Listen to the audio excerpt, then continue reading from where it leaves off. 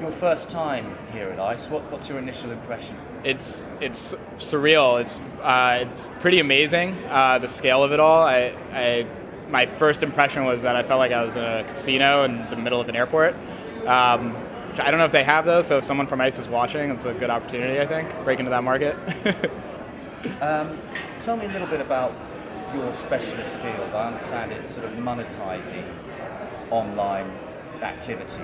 Yeah. What will you be telling the seminar later today? Yeah, so I'll be talking about how really every marketer, if they're trying to drive growth, by growth I mean new customer acquisition, you really need to find these scalable channels that you're able to, ultimately, if you need to drive acquisition, what can you invest your paid media spend in? And what we've seen is there's some channels that work really well, but eventually you cap out and they begin to fatigue. So how do we find new ones? And talking about what we believe is going to be a real new emerging channel that you can capitalize on from your existing audience, and that kind of feeds into really what our platform does. So what are your objectives, would you say, this week at ICE? Well, we're really trying to meet a lot of people, get our name out there. We've been a big success story in the U.S. The Inc. 5000 listed us as the fastest growing software company in the country.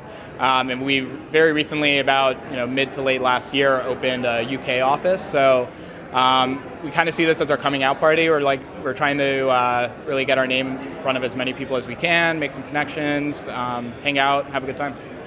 And how important is this event, do you think, to getting your name out there as an industry event? Huge, yeah. I mean, gaming is a massive industry in this company, in this country, especially when it comes to digital.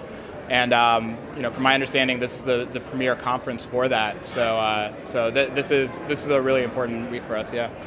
So what key messages would you like the industry to take away from here with regard to your area? Try really focusing on ways that you can identify the traffic that's on your website. So right now, with I think basic marketing tactics, you end up having really this view of visitors in that session on that device from whatever channel they came in from.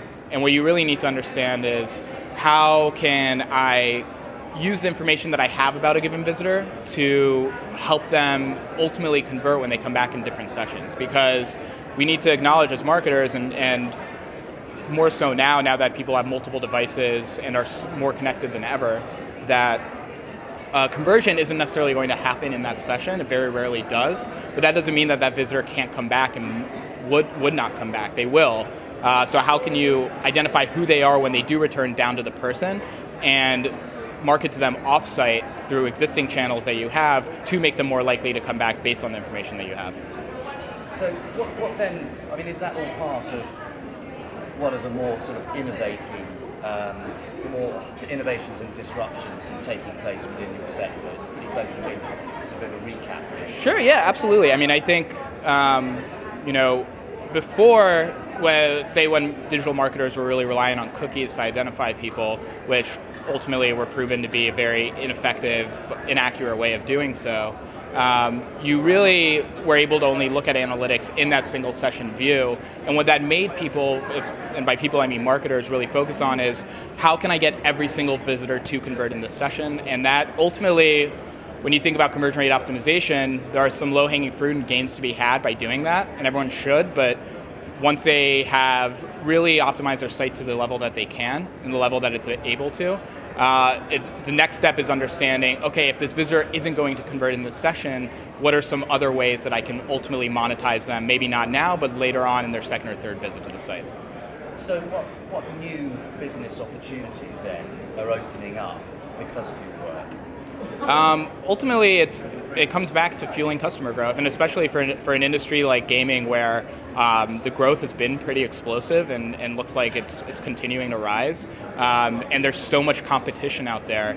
The real focus becomes in any competitive field, how can I retain existing customers, sure, but also the growth to any company is going to be activating new customers and turning them into repeat customers. Finally then, your first time at ICE, as you mentioned, Yeah. What else are you hoping to get out of the few days that you're spending here? Oh, I mean, I definitely want to go check out some of the booths. There seem to be some massive ones.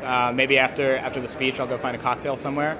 But it's my first, I think, real opportunity to really check out the city of London. I've been a couple times for brief stays, and it's an amazing city. It's somewhere I've always wanted to come when I was younger.